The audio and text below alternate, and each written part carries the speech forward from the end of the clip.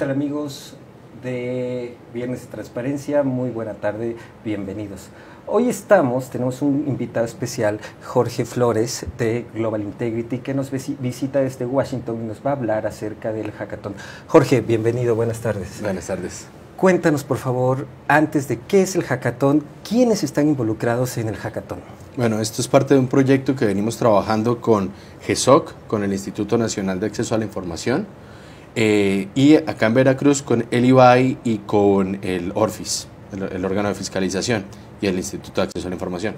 Este proyecto lo estamos realizando en 5 estados: Veracruz, Durango, Zacatecas, Chihuahua y Sonora.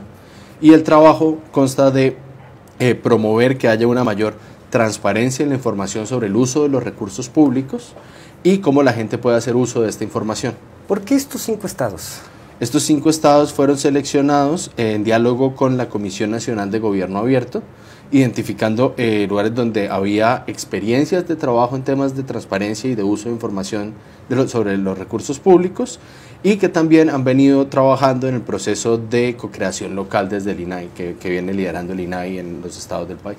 Entonces podemos decir que en este ámbito de la transparencia, el seguir el dinero, los recursos públicos, ¿Veracruz es punta de lanza?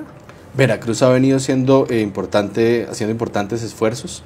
En el primer plan de acción estuvieron trabajando con el municipio de Veracruz, del puerto, en abrir información sobre el gasto público en un programa de seguridad, y también estuvieron haciendo otras acciones, y en este proceso se ha venido trabajando con el órgano de fiscalización, que está haciendo un esfuerzo importante por recopilar información de todos los municipios y publicarla en un formato amigable para la gente en términos de qué tipo de obras hay, dónde se encuentran, cuánto se gasta, cómo va el avance. Tienen muy buena información y bastante información al respecto. Eso es muy interesante. ¿Y de qué va el hackathon exactamente? El hackathon es básicamente un desafío a ciudadanos y a personas interesadas y a organizaciones para que puedan explorar esta información y pensar en cuál es el siguiente paso de tener información a realmente utilizarla en la práctica para incidir en la política y en la planeación de las obras, incidir en la vigilancia de las obras, o sea, asegurarse de que la obra sí se está haciendo y realmente se implementa y se completa, y también de un desafío importante, que es cómo comunicar esta información a la gente en los municipios, en las veredas, en las pequeñas comunidades rurales. Cómo llegar a esa gente que no va a poder meterse a una página de internet a ver la visualización bonita de esto, sino realmente necesita tener la información de otras formas que les sean más útiles. Entonces son 3 planes de acción más o menos bien definidos. Sería el primero, cómo incidir en el uso del dinero, más o menos. El segundo es cómo apoyar o cómo comunicar. Y el tercero, más o menos, ¿de qué va? Vigilar. Vigilar. ¿Cuál es el más importante desde este punto de vista? Los 3 son completamente importantes porque, de hecho, los 3 se relacionan. Ya son como ángulos de cómo tratar la información. Pero el reto y la idea de poner estos 3 como desafíos es llevarlo al uso, no solamente decir, tengo derecho a saber que se va a gastar tanto en tal lado, sino de, además de eso, puedo usar esa información para ver que realmente la decisión de hacer esa obra tuvo sentido y está respondiendo a una necesidad de la comunidad, que la obra realmente se implementa de modo adecuado y al final va a generar algo positivo para la vida de la comunidad donde se está implementando, y que realmente esa misma comunidad pueda ser la que lidera el proceso de ver y de entender y de poder ir a hablar con los alcaldes y con los presidentes municipales y demás para hacer claridad sobre necesitamos esto, hay recursos para hacer este tipo de actividad, y poder promover el diálogo y la movilización ciudadana. A partir de el diagnóstico que tienen con las dependencias del gobierno estatal, federal, pero también las organizaciones internacionales que trabajan con ustedes y que están en este proyecto tan interesante, ¿cuál es el diagnóstico? ¿La obra pública que se hace en términos generales corresponde a las necesidades de la población? Ese es uno de los grandes desafíos, cómo realmente identificar eso. En este momento no puedo decirte que tengamos un diagnóstico. Hay casos en los que sí, hay casos en los que no. Obviamente depende de las comunidades y de cómo las comunidades generan este diálogo con las autoridades. Y un poco la idea es cómo podemos catalizar ese tipo de procesos para que realmente ocurran y sean más efectivos. Porque también el líder municipal puede hablar con el presidente, pero si no sabe realmente qué tipo de recursos hay. Claro. El presidente le puede decir, no hay recursos para eso, cuando sí hay. O le puede decir, sí hay, pero no son para eso. Entonces es para poder igualar el diálogo entre sociedad civil y gobierno. Entonces, el hackathon también persigue el objetivo de hacer el diagnóstico. Tiene varios objetivos, el diagnóstico, las propuestas, la comunicación.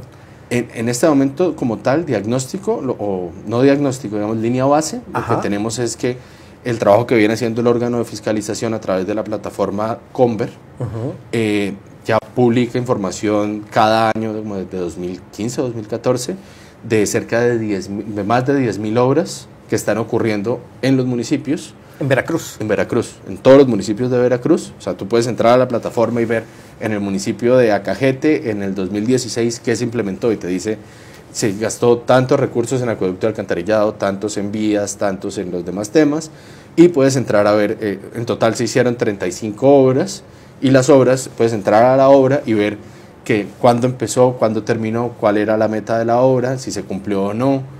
E incluso en muchas de estas obras hay fotos de la obra antes y después, hay bastante Eso es magnífico, porque a veces los ciudadanos creemos o nos vamos con la idea de que no se construye, pero parece que sí hay todo un sistema en el que podemos como ciudadanos revisar. Sí, hay como tres temas importantes. Uno es que se construyen las plataformas y este es un esfuerzo súper importante, pero llegar a los ciudadanos es difícil. Sí, además, como hace rato mencionabas, quienes no tienen acceso al internet o la banda ancha, que aunque parezca que no puede ocurrir, ocurre en la mayoría de las veces. El segundo reto importante es que tú puedes saber que existe esa plataforma, entrar y mirarla, pero ¿cómo hacer que pase más allá del dato curioso o de decir qué importante que esté esto? ¿Cómo realmente puedo yo utilizar esa información para actuar y para tener un efecto en la vida cotidiana? Y el tercero es lo que tú dices, cómo llegamos a esa otra gente que pues puede saber que haya, pero no tienen un computador para estar metiéndose ahí todo el tiempo a verlo. Entonces, cómo se pueden generar estas dinámicas para que la información realmente llegue y la gente pueda utilizarla para su vida cotidiana, que es el fin de tener información pública. Claro, y en ese sentido, visto desde todo este contexto, ¿la publicidad oficial tiene alguna importancia en hacer para que la gente conozca sobre los avances o las obras públicas? ¿Te refieres a cómo los gobiernos publicitan que hay obras? Así es. Digamos que sí, en muchos sentidos. El tema, por ejemplo, acá en Veracruz es que hasta este momento lo que está pasando es que esta información es consolidada por el ORFIS, por el órgano de fiscalización, a partir de los reportes que los municipios envían. Pero en general no hay un gran esfuerzo de cada municipio por mostrar esa información y por involucrarse con los ciudadanos. Y un poco la idea de este proyecto es empezar a mover esas dinámicas y estamos intentando involucrar a algunos municipios, estamos empezando algunas conversaciones para ver cómo, ya teniendo información, lo que hacemos es generar los espacios y dinámicas de uso de esa información para incidir en lo local. Claro, y en la experiencia de los distintos hackatones, si el plural cabe, ¿la gente se interesa? ¿Hay interés desde la ciudadanía? Sí, mira que en México hicimos uno a nivel federal, en varios temas, como educación, como salud, como esto, haciendo ejercicios de mirar los programas en particular, y la primera reacción de la gente era, pues no debe haber información, ¿no? Necesitaría yo saber cuánto se gasta, cuánto no sé qué, cuánto se ejecuta, etcétera, y ellos dicen, pues no creo que haya. Pero cuando ya se guía y se ayuda a seguir ese proceso, la gente empieza a ver que sí hay, y luego empiezan a entender qué está pasando y cómo se están usando los recursos. Y ahí empieza a haber mayor interés, porque ya no es solamente ver la información, sino es entender y poder pensar en cómo usar esa información. Sí, sé que no es justo, pero si te pido un diagnóstico sobre la información que hay, ¿se puede decir que tenemos los ciudadanos acceso a la mayoría de la información? Hay información, hay transparencia, pero enfrenta muchos problemas aún, porque por ejemplo, lo que tú tienes es que hay algunas dependencias o esto que acumulan la información y la presentan. Cada dependencia tiene que cumplir con sus obligaciones de transparencia y muchas veces lo que tú ves es que hay problemas de descoordinación institucional. Entonces, si tú ves que está reportando, por ejemplo, una Secretaría de Finanzas, a veces no concuerda con lo que está en la otra, pero porque la información aquí está desactualizada, entonces tú no tienes realmente modo de llegar al detalle. Entonces hay retos importantes en cómo estandarizar la información, en cómo comunicar la información y en cómo hacerla de fácil acceso también para el ciudadano, porque por dos lados. Por un lado, tú tienes que saber a qué dependencia meterte, en qué enlace y de qué forma, para poder llegar a la información, solamente descubrir que existe información, y luego tienes que entender muchos de los términos y conceptos que se usan en el sector público para realmente que esa información te valga, porque es difícil. Está redactado de una manera tan jurídica que para el público en general resulta difícil.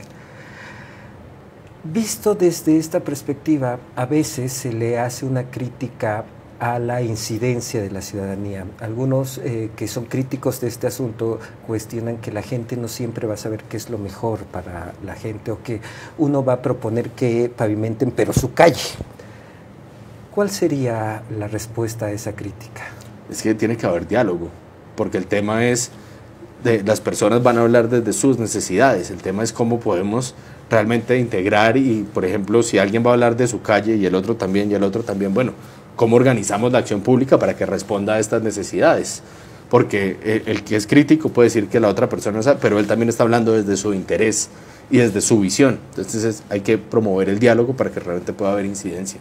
Esta perspectiva, que a mí me parece maravillosa, además supone la superación de un status quo, de una definición de democracia que se tiene que abrir, al parecer. Sí. ¿Esto es así? ¿Y qué implicaciones tiene? Eso está marcado desde la idea de un gobierno abierto, en donde hay diálogo y hay colaboración, y también hay presión, obviamente. O sea, si un gobierno no está haciendo bien las cosas, hay presión, pero también hay como varias ideas alrededor de eso. Una es que los gobiernos no son monolíticos, no es una sola unidad, sino hay gente dentro de los gobiernos que está haciendo las cosas bien, gente que de pronto no las está haciendo bien, pero no tiene mala voluntad, y otra gente que está haciendo las cosas mal. Entonces hay que intentar identificar y ver cómo se puede trabajar con esos diferentes lugares. Porque, por ejemplo, tú puedes encontrar que en una secretaría hay mucha participación, mientras que en otra no, y en otra ya hay un hoyo negro.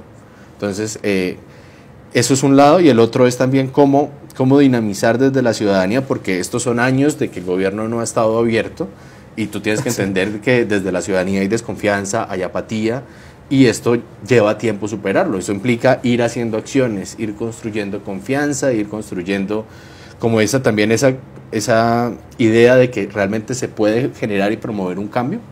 Y a esas necesidades responde justamente el hackathon, ¿no? La idea es que nos ayude a poder mejorar el modo en el que se brinda la información y el modo en el que esa información se usa para expresar las necesidades y demandas ciudadanas. ¿Quién muestra más disposición, los ciudadanos por participar o los gobiernos? El gobierno, si no son entes metafísicos, sino ya con estas distinciones de que ahí hay personas. ¿Quién muestra más disposición, los ciudadanos a participar o los gobiernos a hacer un gobierno abierto? Depende de dónde estés hablando. Por ejemplo, en el caso acá de Veracruz, hasta ahora lo que hemos venido trabajando ha sido más que todo y principalmente con el Instituto de Acceso a la Información y la auditoría, el órgano de fiscalización. Y estamos empezando a hablar con gobiernos, pero es un tema difícil. Igualmente, en la sociedad civil hemos venido hablando con algunos grupos, pero hay unos que están muy interesados. Por ejemplo, en este ejercicio del hackathon nos están acompañando también el Colegio de Contadores y el Colegio de Arquitectos y el Colegio de Ingenieros. Ellos están interesados, pero también hay que como superar esos problemas, porque ellos saben más de algunas temáticas y entonces les interesa involucrarse de algunos modos, no les interesa también involucrarse en todo. Claro. Por ejemplo, los ingenieros nos decían, bueno, hay más de 10.000 obras, ¿cómo nosotros podemos priorizar qué obras deberíamos ponerle el ojo? ¿Y cómo podemos llegar a una lista cortica a la que podamos hacerle seguimiento? Y nos interesa involucrarnos de este modo, pero no tenemos el tiempo para revisar 10.000 y pico de obras. Claro.